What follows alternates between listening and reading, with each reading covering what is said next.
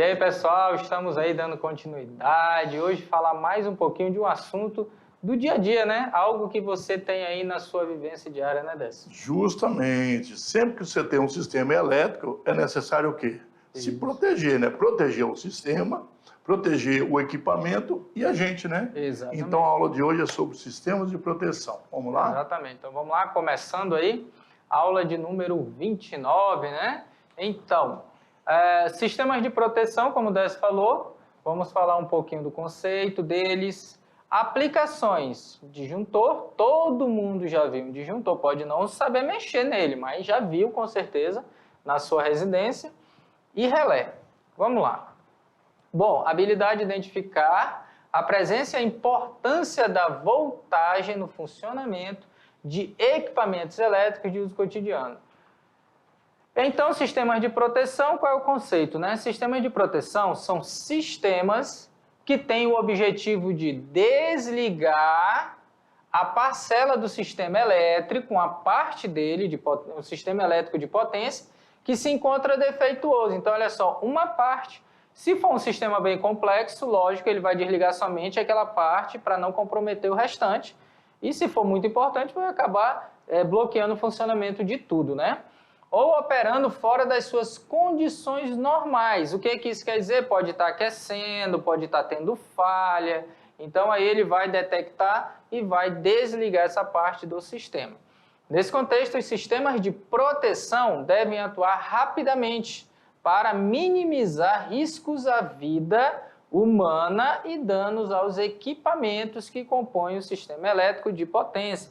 Então, pessoal, aqui, não sei se já aconteceu na casa de vocês, mas pode ser que um raio, né, caia perto, caia na rede elétrica, ou um fio acaba se rompendo, um carro bate num poste, um fio cai sobre o outro, aí fica duas fases, acaba dando 220, queima aí uma TV, um ar-condicionado, ou algum equipamento assim. Então, essa é a ideia de resposta ali na sua casa.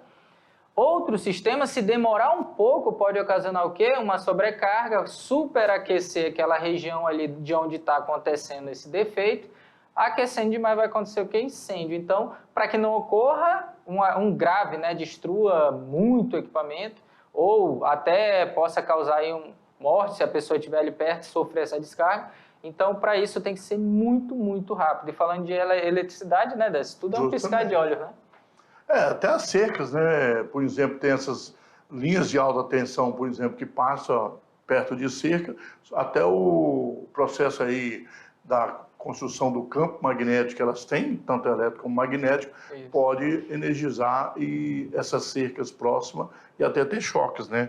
Essas tem que ser aterradas, essas cercas, Sim. inclusive. Então, vamos lá, continuando? Né? Vamos lá. Por isso tem que evitar, né? Então, geralmente, vamos lá voltar para o slide? Então, Okay. sempre evitar ter esse... Tanto é que eles tiram, né? Onde passa o leão é proibido ter casa, esse tipo de coisa, exatamente para evitar, né? As casas são mais por causa de danos do sistema de comunicação, né? Isso. Então, né? A utilização de energia elétrica exige a instalação de um complexo sistema de geração, transmissão e distribuição da energia. Isso aqui nós já falamos, né? Geração às usinas, transmissão às linhas de transmissão e a distribuição à empresa que vai fornecer essa energia para a residência, empresas e tudo mais. Então, aqui, como é feito, né? Então, você tem aqui a parte que vai gerar, a parte que vai transmitir, no caso, né, que é a geração, a parte que vai transmitir até chegar no consumidor, né, que é a parte final, Então, em cima as usinas, a transmissão até chegar no comércio. Temos subestações, temos energia rural, que é uma distribuição também, né, de baixa tensão. Isso. Então, aí é a rede, como ela é montada, né? Para quem entende, às vezes, até o que a gente paga, né? Às vezes a pessoa acha que só paga isso aqui, né? Só a geração, e não sabe tudo que está incluso, né? Cada empresa, a Eletrobras é responsável pela maioria da transmissão, né? Isso. A finalidade de um sistema de potência é distribuir energia elétrica para uma multiplicidade de pontos, para diversas aplicações. Né? Tal sistema deve ser projetado e operado para entregar esta energia obedecendo dois requisitos básicos: qualidade e economia, que apesar de serem relativamente antagônicos, é possível conciliá-los, utilizando conhecimentos técnicos e bom senso. Não sei se está tendo bom senso aqui em Rondônia, né? Porque a energia, o preço está muito caro. E está tendo bandeira vermelha, né? Todo o Brasil inteiro chovendo. Questão mais política, né? Isso. Então vamos lá. A estrutura básica aí do sistema elétrico de potência, né? Então aqui nós já falamos. O verde distribuição, azul transmissão e o preto geração. Pode ver que aí nós temos da unidade geradora, tem um sistema aí, né? Que é a estação elevadora de tensão. Aí nós temos que ter proteção do sistema. Depois a linha de transmissão, nós temos, né, para grandes consumidores, indústria, etc. e tal. E depois você tem, em vez de você elevar, você abaixa, né, a tensão para distribuir para pequenos consumidores, pequenas indústrias e as pessoas em geral, né? Sim, comunidade em si. Aí, inclusive, a rural está aí. A energia rural está nessa parte aí. Bom, então o risco da ocorrência de uma falha, considerando-se um componente isoladamente, é pequeno. Entretanto, globalmente pode ser bastante elevado, aumentando também a repercussão numa área considerável do sistema, podendo causar o que, no caso, comumente é conhecido como blackout. Então, aí o que acontece é que não está dando para ver totalmente, porque a imagem de uma cidade é escuro. Mas é uma reportagem aí para mostrar, né? Isso. Confira os maiores apagões da história do Brasil. Claro que é de 2018, foi onde aconteceu um dos últimos grandes apagões, né? Uhum. É só para mostrar a reportagem, na verdade, aí que do dia a dia, né? Isso. E muita gente não entende, né? Então, pessoal, olha só, quando nós falamos aqui, você entendeu o que você paga, por quê? A geração, ela está atrelada ao quê? Ao armazenamento de água, porque no Brasil, a maior produção, eu acredito, né, e por reportagem que eu vi, é hidrelétrica, né? Você tem Justamente. várias hidrelétricas. Tanto é quando está com baixo nível de água, tem que usar outros recursos que são mais caros. Tudo bem. Vamos supor, hoje no Brasil, nós estamos vendo aí que quase todo estado está chovendo, né? Todos os estados, não tem um estado no Brasil que não esteja chovendo. Ainda estamos na bandeira vermelha, eu não entendo por quê. Mas é algo aí que tem que ver o que está acontecendo. Então você paga quando não tem. Se não tem, vai usar outro. Se usa outro, encarece a energia. Mas aí, já diminuiu bastante o valor. Lá em casa Isso. mesmo já veio uma quantidade assim, 70% abaixo do valor de antes. Então, entendendo, né, esses. Aí, mas por que aumentou? Dependendo de como é transmitido, você vai pagar um valor mais elevado do que outros lugares que é mais perto, né? Não vai ter uma transmissão de grande distância. Vai gerar, vai transmitir e vai chegar até a sua casa. Aí depende muito de cada estado, então isso aí varia muito o valor. É importante entender assim, porque Rondônia é um grande produtor de energia elétrica. Isso. Por quê? No caso, as usinas. Nós temos grandes usinas aqui, que vale praticamente bem perto de Itaipu, as duas juntas, né? Isso. E nós temos outros potenciais, grande quantidade de micro-usinas, né? Que são as pequenas PCHs, pequenas centrais hidroelétricas. Só que essas duas grandes aqui, a energia dela foi construída no Rio Madeira, mas a energia elétrica é mandada direto para São Paulo, certo? E as grandes empresas que fizeram isso, na verdade, elas mandam para lá e depois essa energia gira toda como o sistema interligado e volta para cá. Então fica uma discussão, a questão aí, como que nós produzimos energia e pagamos energia cara? Essa é uma pergunta política, na verdade. E para resolver, para responder isso, só na verdade o Ministério aí da energia aí, porque a gente não consegue entender realmente por quê. Porque politicamente nós não somos beneficiados. Vamos lá então? Vamos lá, continuando. Mas pelo menos já está entendendo como é o processo. Não é uma questão física, é uma questão, na verdade, política, no caso de Rondônia, né? Fatores internos e externos podem provocar falhas, claro. Uma falha é qualquer estado anormal, fora do normal de um sistema. Em geral, as falhas são constituídas de curto-circuito ou circuitos abertos. Abre o circuito, né? É uma falha. Rompe um cabo, Isso. afrouxa. Ou o próprio sistema desarma aquela parte, né, e abre o circuito. Devido à própria natureza do sistema elétrico de potência, é impossível tornar o sistema elétrico imune a perturbações, defeitos e falhas diversas. Como nós falamos aqui, tem a questão da chuva, né, Mac? Sim. Nós temos a chuva, excesso ou falta de chuva, causa problema, né? Exato. Porque excesso de chuva, excesso de raios, né? Então, caindo na linha, pode desarmar o sistema. Falta de chuva, as unidades geradoras diminuem a produção, certo? Então, essas falhas acontecem o tempo todo, nós não temos como fugir delas, né? Até quando desarma, alguns já viram, né? Ele vai lá, pega aquela pecinha, não lembro o nome agora, é tipo como se fosse o fusível, né? Só que eu não lembro Justamente. o nome certinho dela. Aí vai lá no porte, tira aquele que desarmou, porque ele já foi danificado, ele danifica quando ele desarma, aí vai lá, coloca o outro e pluga de novo. Pronto. E a única coisa que deu defeito foi aquilo.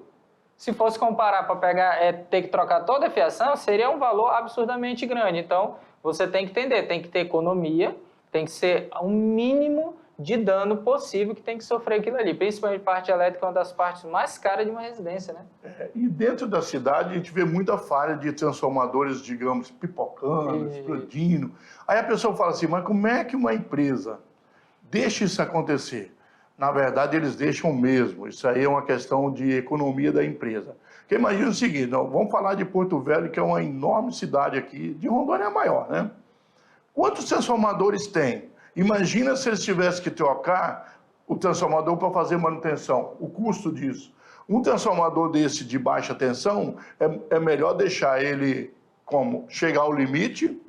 Quando ele queimar, digamos que praticamente ele deu curto-circuito, porque ele estragou, está praticamente inútil, eles colocam um novo e levam ele. E praticamente, se não puder consertar, deixa para lá e pronto. Não vale a pena ficar mantendo. Agora, subestações, por exemplo, eles trocam, eles têm manutenção, tem tudo. É por isso que acontece muito. E vai acontecer. Qualquer parte do mundo, os transformadores de baixa tensão não são feitos manutenção. Né? Aí compensa. Questão de custo, é custo-benefício. Aí você fica algumas horas sem energia. Mas, realmente, a empresa não tem como manter. Imagina São Paulo, milhares de transformadores todo dia deve dar problema. Em toda a grande São Paulo. São quase 40 milhões de habitantes, se eu não me engano. Não dá, né? Pessoal, então vamos lá. Isso aí não é uma questão de, assim, falta de qualidade da empresa. Não, compensa mais fazer esse procedimento, né? Então vamos lá, continuando. São regras da empresa. Não, mas para eles compensam, né? Então, condições anormais de um sistema de potência resultam em interrupção no fornecimento de energia elétrica, o Décio acabou de falar, né? Queima, vai lá, troca e depois volta. Podem ocasionar danos aos componentes do sistema. Nesse caso, esses transformadores geralmente só são eles, né? Que ele queima, trocou, dificilmente ali vai causar outros problemas. Esquemas de proteção são planejados para receberem as informações das grandezas elétricas do sistema. Volts, amperes e hertz. O que é isso? Tensão, corrente e frequência. Em tempo real, de forma a atuarem sempre que condições anormais ocorrerem. Então, aqui, ó, como o eletricista, no caso, aí fazendo alguma manutenção, algum reparo, né? Cortando um gato, quem sabe. Não, você é um técnico da linha, tá com o capacete direitinho. Não, cortando, né? Tirando. Normalmente, é duas situações que podem produzir danos. Sobrecargas. O que acontece? Uma carga acima do normal, né? E de longa duração e curto-circuito. Curto-circuito é quando para de funcionar, a energia está passando para outro local e não vai para onde deveria. A sobrecarga de longa duração geralmente é na subestação que ela acontece. Aí tem aí, né, a ONS investiga o apagão que deixou parte da região norte sem energia. Aí, nesse caso, quando acontece, eles querem saber por quê, porque aí não é uma coisa comum igual o transformador da rua. Vamos lá, então. Olha aí, as consequências dos curtos-circuitos. A corrente de curto-circuito, de acordo com a lei de Joule, não é uma lei dos deputados, não. Esse aí é um cientista, né, que nós já falamos sobre aquecimento. Provoca a dissipação de potência na parte resistiva do circuito, provocando aquecimento.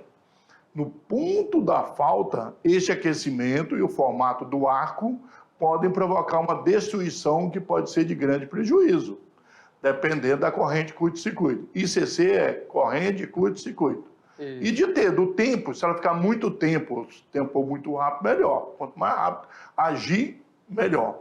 Portanto, para uma dada corrente de curto-circuito, o tempo T deve ser menor possível para reduzir os danos. Lembrando, Mac, Lembrando o seguinte, pessoal, olha bem. Nós vimos aí na aula de geradores que a corrente de curto-circuito é a corrente máxima, entregue pelos geradores. Quem é os geradores? A usina hidrelétrica, né? Então, você entregou uma corrente. Se essa corrente de curto-circuito, aconteceu o curto-circuito, demorar muito, a corrente máxima está levando até os equipamentos. E se ela for eliminada logo, né? Se for em nanosegundo, melhor. Às vezes fica milissegundo, até segundo. Quanto mais tempo, pior. É isso que está falando. Lembrando que a corrente curto-circuito é a corrente máxima do gerador. Vamos lá, então? Então, aqui mostrando, Okay? vamos lá mostrar 2 exemplos, né? Então, aqui, com certeza, aí um galho pode ter caído, ou tá chovendo, balançou. Igual nós falamos, aí tinha... Isso. Né? Aqui, com certeza, porque fala, né? Um curto-circuito provocado por uma junção, né? De um fio elétrico no outro. O que que acontece? Acaba passando uma sobrecarga ali, aqui tá aparecendo. O vento, né? Encosta um fio no outro, né? E necessariamente ele ia pegando fogo na árvore, porque encostou os dois, superaqueceu e pegou fogo. Aqui, no caso de fiação, isso aqui já aconteceu em casa. Acho que foi um secador de cabelo, aqueceu um pouco demais a rede. Então, o fio talvez que a faz... tomada que você colocou não Exatamente, não era adequada. Aquela quantidade de corrente, porque tem tomada de várias correntes, né? Exatamente, por isso que fala que às vezes a gente aprende com erro, né? Então, hoje, já sei Mas que não... Mas a sua casa alugada, você não tinha como você saber que a tomada seria daquele valor, né? Exatamente, mas pega fogo assim. Às vezes só pega, né? Dá o curto, já apaga, porque é como se fosse ele... Desarma, às vezes, disjuntor, porque é corrente alta, né? Isso, ele fundiu. Sistema de aterramento, é uma maneira de proteger, que tem até um passo a passo aqui, não mostrar, mas não precisa preocupar com isso. Só para você ter uma ideia, você não é engenheiro eletricista, não é técnico, então só para ter uma ideia de como funciona um tipo de aterramento. Isso. O sistema de aterramento ele afeta significativamente tanto a magnitude como o ângulo da corrente de curto-circuito à Terra. Existem 3 tipos de aterramento. O sistema não aterrado, neutro isolado, né? O sistema aterrado por impedâncias, aí você vai usar capacitância, indutores, né? E sistema efetivamente aterrado.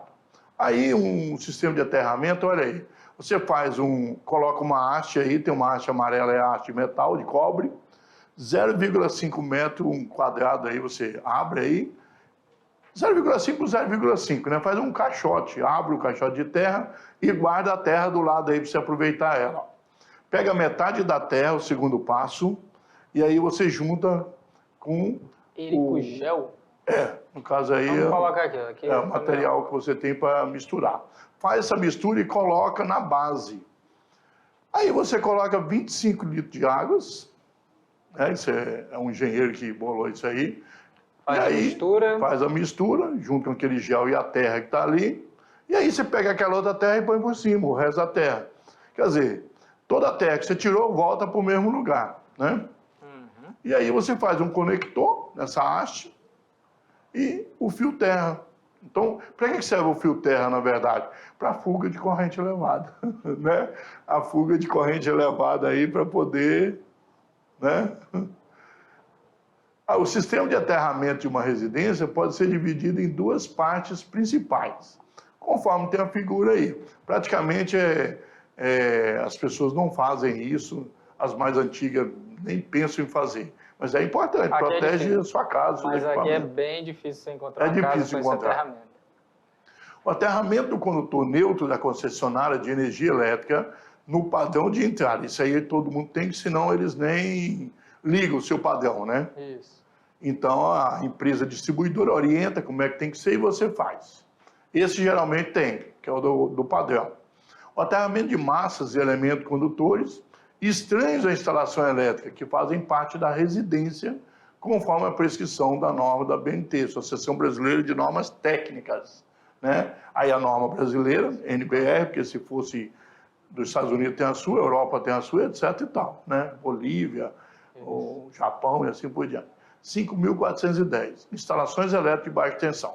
Pode baixar isso aí na internet, quem quiser, tiver curiosidade, tá? Aí tem um sistema mostrando aí, né, Mac, na casa. Condutores de aterramento, e aqui passa vamos dizer, aquela parte daquele plugzinho das tomadas que quase ninguém usa, né, dos plugs. Nós, quando falamos de para-raios, nós comentamos, né, uma malha mais ou menos igual essa, né? Exato. Tem que fazer antes de construir a casa, né? Depois não dá. Sim. Com certeza, tem que ser E feito. aí sim, você vai ter uma corrente de fuga aí, né, para proteger. Inclusive até criança, igual o Mac comentou um dia que tomou choque quando era criança, se ele tivesse aterramento, seria bem menor, porque quando a corrente viesse para passar para o corpo, ela não iria para o aterramento. Ah, sim, com Aí certeza. protegeria. Ah, mas a casa aqui tinha condição, não. Era feita de barro? De madeira, bem antiga. Então, sobrecarga de longa duração. Outra grave consequência de uma queda, no caso, né, queda abrupta da tensão, é o distúrbio que ela provoca na estabilidade da operação paralela de geradores. Isto pode causar a desagregação do sistema e a interrupção de fornecimento para os consumidores. No caso da nossa energia aqui, que é óleo ali que nós temos na Termonorte, isso aí, pessoal, olha bem, a Termonorte aqui, ela tem vários motores e óleo mineral, né? É usado óleo mineral. Só que são todos sincronizados. Se um sair de sincronia, todos saem. E aí, para colocar de novo, dá um trabalhão para começar. Então, até a manutenção é programada. Vai ter o dia certinho que ele, conforme todo o programa de computadores tem ali, ele vai desativar, vai fazer a manutenção nele e ele vai entrar na hora certa. Tem que ter a sincronia, a sincronização. É o que está fazendo, paralela de geradores. No caso da usina hidrelétrica, ela tem um sistema próprio, né? Ela tem um sistema que não deixa ativar a máquina de uma vez, ela demora, tem uma massa do lado, né? E não deixa também parar de uma vez. Quando você desliga uma turbina, por exemplo, ela continua gerando ainda por um tempo. É, porque é um sistema de decrescência, né? então, para ser... Para começar a gerar, tem um movimento, aos poucos, aumentando, até chegar na tensão necessária. Então, vamos lá, continuando. Então, aí no caso, sobrecarga em equipamentos, né? É causada pela passagem de um fluxo de corrente acima do valor nominal, que sendo frequente em equipamentos, acelera a deteriorização da isolação, causando curto-circuito. Então, aquece, né? Os equipamentos, acaba tendo ali algumas conexões afrouxam um pouco, aí tem que apertar, tem alguns equipamentos que conseguem visualizar isso, você vai lá, faz uma manutenção. Se o engenheiro fizer um projeto para aguentar 150 graus Celsius de isolamento, essa parte prática, aí se ficar muito tempo, ele tem um certo tempo, né? Aí se ficar muito tempo, o curto-circuito vai causar isso, é sobrecarga, essa corrente alta. E tem a subfrequência, né? E sobrefrequência. Então, sub é baixo e sobre acima. Lembrando que a nossa energia é 60 Hz, né? Se aumentar para 70 ou se cair para 50, vamos lá então. Então, são causadas pelo súbito desequilíbrio significativo entre a geração e a carga. Então, aí no caso, os dois tipos, né? Sobretensão é provocado pela súbita retirada da carga. Neste caso, geradores, hidrogeradores em especial, disparam e as tensões nos seus terminais podem atingir valores elevados, que podem comprometer as isolações dos enrolamentos. O Deus acabou de falar, né? Que tem, cada um tem o seu. O objetivo do sistema de proteção. Cara, o objetivo acho que é proteger, né? A proteção de qualquer sistema elétrico é feita com o objetivo de diminuir ou evitar o risco de vida e danos materiais. Está falando de vida de pessoas, o tempo de vida dos materiais, né? Claro que também proteger pessoas. Quando ocorrer situações anormais durante a operação desse mesmo equipamento ou desse sistema elétrico, a proteção deve eliminar o defeito o mais rápido possível, de modo a deixar o menor número possível de consumidores sem energia elétrica, né? Isso. Para atenuar os efeitos das perturbações, o sistema de proteção deve fazer o quê? Assegurar o melhor possível a continuidade da alimentação, quer dizer que o sistema continue funcionando. Salvaguardar vidas, material e as instalações da rede. A vida aqui é a vida de seres mesmos, de nós, humanos, né, e animais, etc. Para cumprir os seus objetivos, deve alertar os operadores, então o sistema deve alertar.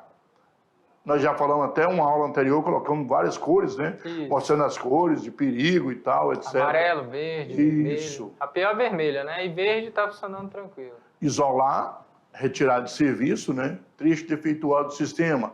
Quando o transformador dá problema, você sabe que nós temos um sistema que desarma, né?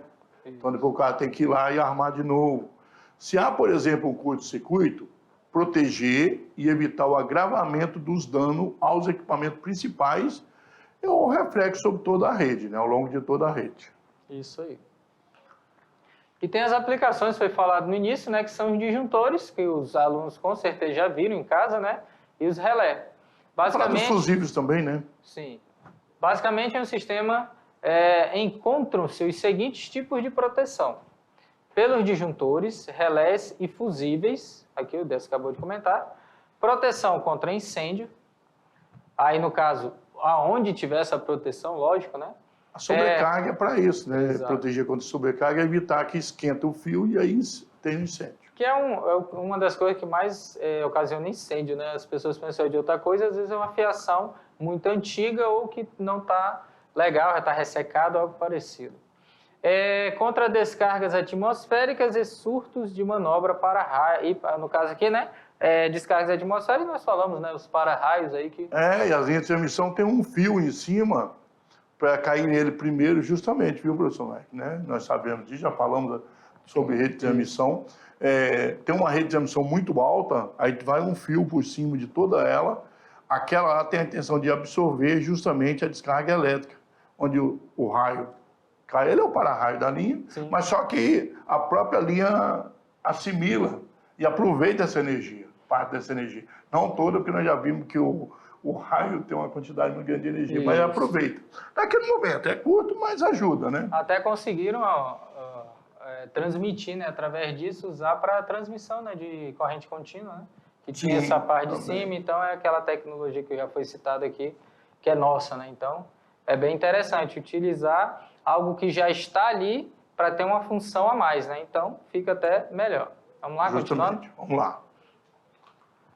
Bom, um disjuntor é um dispositivo eletromecânico que funciona como interruptor automático, destinado a proteger uma determinada instalação elétrica contra possíveis danos causados por curtos-circuitos e sobrecargas elétricas. Quem nunca viu um disjuntor disparar, né? Só aquele barulho, aquele estalo, aí você sabe que aconteceu alguma coisa. Se você tenta ligar e ele dispara novamente, é porque já está com algum problema, realmente tem algo ali, está tendo uma fuga, né, em alguma parte da casa.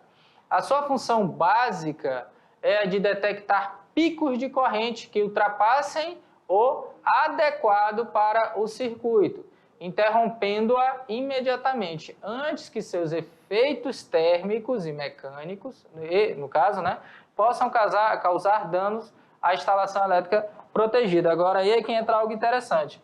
Pessoal, olha só.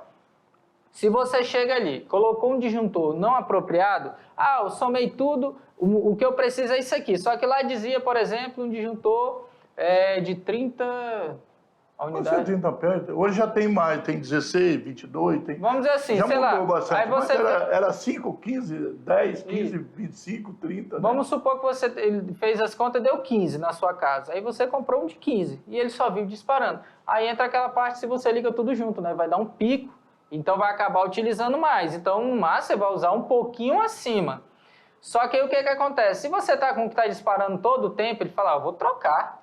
Aí você troca. O que acontece? Não vai disparar. Aí acontece também o caso de incêndio, né? Que vai acabar aquecendo e não vai disparar. Tem algum defeito. Primeiro, verifica se tem algo com defeito. Depois, faz as contas novamente. Você viu tanto que você vai gastar? Compra com uma folga, né? Porque você tem uns picos ali quando liga tudo ao mesmo tempo. E aí não vai disparar e ao mesmo tempo vai proteger. Não fazer de qualquer jeito e acabar fazendo errado e comprometendo. Por isso que é importante o engenheiro, porque o engenheiro eletricista, o que ele faz?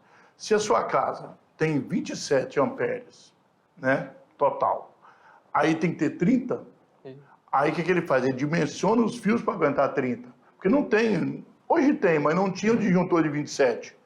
25 não dá, porque ele vai ficar disparando. E o de 30 podia causar. Então, ele dimensiona os fios para aguentar 30.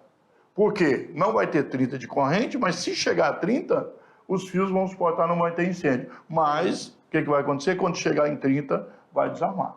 Sim. Então, tem tudo isso. Por isso que o engenheiro é importante. Só você chegar lá e ficar comprando, não dá, né?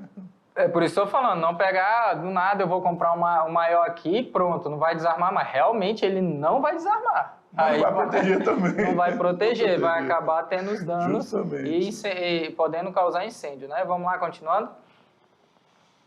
Bom, uma das principais características dos disjuntores é a sua capacidade de poderem ser rearmados. Isso aqui é importante, né? Ele disparou, deu algum problema, sobrecarga sem querer, se arma novamente, manualmente, depois de interromperem a corrente em virtude da ocorrência de uma falha.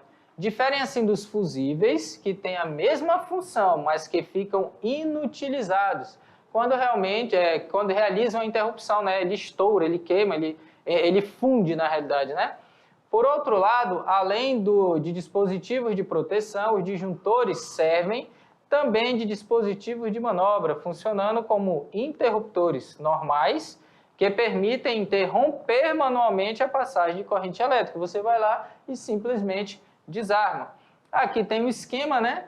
Existem diversos tipos de disjuntores, que podem ser desde pequenos dispositivos, que protegem a instalação elétrica de uma única habitação, até grandes dispositivos que protegem os circuitos de alta tensão que alimentam uma cidade inteira. Então aqui tem todas as partes, aí está mostrando, né? Quando ultrapassa, cria um campo magnético muito alto, ele acaba disparando, né? Então ele desarma. Então, aqui... E aí estudou no segundo ano as lâminas bimetálicas, né, Mac? As lâminas bimetálicas são responsáveis, né, por desligar o sistema aí. Tem indutância, né? Sim. Elas que vão desarmar, porque esquenta muito, aí ela dobra. E os relés? O relé, na verdade, ele é um interruptor eletromecânico. A movimentação física deste interruptor ocorre quando a corrente elétrica percorre as espiras da bobina do relé, criando assim um campo magnético que, por sua vez, atrai a alavanca responsável pela mudança do estado dos contatos. Os relés são muito importantes, porque são melhores que o disjuntor, só que são mais caros, né? O relé é um dispositivo eletromecânico com inúmeras aplicações possíveis em comutação de contatos elétricos, você mudar uma chave para outra, de uma para outra, né? Servindo para ligar ou desligar o dispositivo também. Os relés automotivos, quem tem carro aí sabe muito bem o relézinho, né? Tem a caixa, né? São muitos modelos existentes, né? No mercado hoje eles são especiais porque o seu desenho e tecnologia são específicos para carro de passeio, carga e embarcações.